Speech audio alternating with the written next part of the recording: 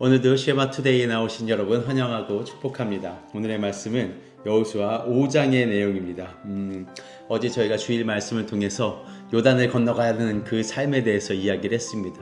요단은 우리에게 어떤 어려움을 이야기하고 또한 요단은 우리가 넘어야 될 우리의 믿음의 테스트가 될 수도 있으며 하나님께서 원하시는 그 비전의 삶을 이루기 위해서 반드시 건너야 되는, 그래서 하나님께서 준비하신 그 가나안의 축복을 얻기 위한 한 관문이었고 이스라엘 백성들 그것을 믿음으로 건넜던 내용들을 4장에서 보았습니다.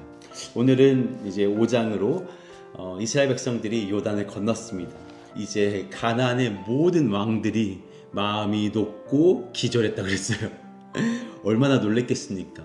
요단강이 그 앞을 가려주고 있어서 이들이 이 가나안까지 넘어오기까지는 꽤 많은 시간이 걸리겠구나라고 예상을 하고 있었을 텐데 요단이 넘쳐서 그 위에 거의 20km까지 그 물이 막 이렇게 뒤로 이렇게 돌아가는 그런 엄청난 기적이 일어나니까 모든 가나안의 이 백성들과 이 왕들이 깜짝 놀라서 마음이 높고 기절하는 사람이 생겼다는 겁니다. 이게 하나님을 믿는 사람이 전진했을 때 나타나는 믿음의 그런 반응들인 것 같아요. 사단이 우리를 보고 얼마나 깜짝 놀랐겠습니까? 얘가 여기서 멈춰야 되는데, 얘가 이런 어려움에서는 분명히 뒤로 넘어질 거야, 아니면 더 이상 전진하지 못할 거야 라고 했는데 믿음으로 뚫고 가는 여러분으로 인해서 사단이 깜짝 놀래고 그래서 뒷걸음치며 놀래서 기절하는 일들이 우리의 실상에서 일어나면 너무나 멋있지 않을까라는 생각이 마구마구 들었습니다. 그리고 저는 2절에 보면 그때라고 이야기를 했어요. 그때 이제 여호와께서 여호수아에게 전쟁의 모든 준비를 시켜야 될 것 같은데, 그런데 터무니없이 여기서 하나님께서 여호수아에게 이스라엘 모든 남자들의 그 표피를 베는 할례를 행하려고 합니다. 이게 참 대단한 믿음의 결정인 것 같아요. 하나님은 왜 이 일을 행하셨을까? 가나안에 도착한 바로 그때였습니다. 하나님이 그 이유가 무엇이라고 이야기하시냐면 9절에 보시면 여호와께서 여호수아에게 이르시되 내가 오늘 애굽의 수치를 너희에게서 떠나가게 하였다 하셨습니다. 할례를 받는 것이 애굽의 수치를 떠나가게 하는 일이라고 말씀하십니다. 할례를 받는다는 것은 그 의미가 우리가 언약의 백성이 되었다는 뜻입니다. 아브라함 때부터 하나님께서 우리에게 주셨던 그 언약의 관계, 내가 너의 하나님이 되고 너는 나의 백성이 된다, 이 언약의 관계가 드디어 성립된 것이 이때라고 말씀하시는 거예요. 애굽의 수치가 무엇입니까? 하나님의 백성인 우리가 하나님의 백성으로 살지 못하고 애굽에서 애굽의 종과 노예가 되어서 세상 가운데의 종이 되어서 살아가고 있던 우리 불쌍한 이 영혼들이 하나님의 그 말씀과 하나님의 그 인도로 말미암아 가나안 땅에 도착한 이때 우리는 하나님의 백성으로서의 할례를 행하게 되는 거죠. 그러니까 이 가나안에 들어오자마자 시작한 이 하나님의 백성으로서의 언약의 회복이 우리에게 얼마나 중요한지 모릅니다. 여러분께서 하나님의 길을 가기로 마음 먹으셨으면 하나님의 백성으로서의 삶을 살기 위한 여러분 그 한 가지를 행하시길 바랍니다.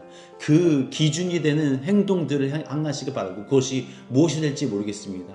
아침에 일어나서 기도하는 것이 될 수도 있겠고 말씀을 보는 것이 될 수 있겠으며, 여러분 언약의 백성으로서 여러분이 할 수 있는 그것을 행할 때 하나님은 우리에게 네가 이제 나의 백성이다, 이전의 삶과 지금의 삶이 변한 나의 언약의 백성이다 라고 말씀하시는 거죠.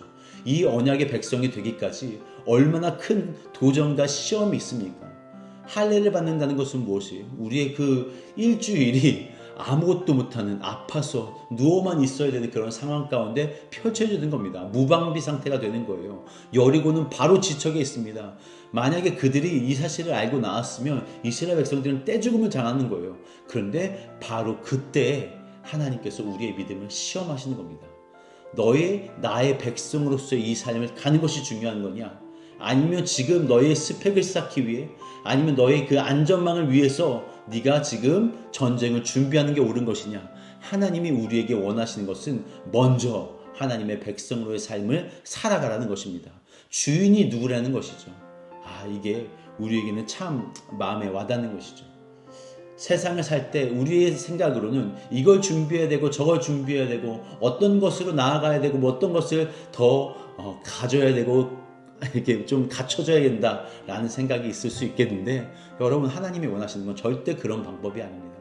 하나님을 주인으로 놓고 하나님과 나의 관계를 올바로 세우는 것부터가 이 믿음의 시작점이라고 말씀하시는 거죠. 요단을 건너 여러분 그 모든 어려움 가운데 용기를 내셨다면 이제 하나님의 백성으로서의 삶을 살아가기 위한 결단을 오늘 행하시기를 기도하고 축복합니다. 오늘 마지막으로는 13절입니다. 13절부터 15절에 여호수아가 여리고 가까이 이르렀을 때 한 사람이 칼을 빼어들고 있는 모습을 봤습니다. 그래서 여호수아가 말하죠. 너는 우리 편이냐 아니면은 적군이냐 물어보니까 이 사람이 이야기합니다. 나는 여호와의 군대 대장으로 지금 왔다라고 말씀하세요. 여호와의 군대 대장. 근데 그 다음 말이 참 인상적입니다. 15절에 보면 여호와의 군대 대장이 여호수아에게 뭐라고 하냐면 내 발에서 신을 벗으라. 내가 선 곳은 거룩하니라 하니라. 그러니까 여호수아가 그대로 행했다고 했습니다. 자, 보세요. 이게 우리가 이미 봤던 내용이에요. 여러분, 이미 이 내용을 우리가 출애굽기 3장에서 보았습니다. 모세가 떨기나무에서 그 버닝 부쉬를 봤을 때, 타지 않는 나무를 보았을 때 그것을 보려고 가까이 갔더니 그곳에서 소리가 나서 말합니다. 내 발에서 신을 벗어라. 네가 선 곳은 거룩한 땅이다 하면서 하나님의 그 현현을 보여주시죠. 여기도 똑같습니다. 이 여호와의 군대 장관이 왔었을 때 내 발에서 신을 벗으라는 건 무엇입니까? 네가 나의 종인 것을 인정하라는 겁니다. 신을 벗는다는 것은 종의 삶을 의미하는 거거든요. 여호수아는 대장이었지만 하나님 앞에서 그는 종이었습니다. 하나님의 종이라는 것을 인정하라는 것이죠. 또한 네가 선 곳은 거룩하니라. 거룩은 누가 거룩합니까? 하나님만이 거룩하십니다.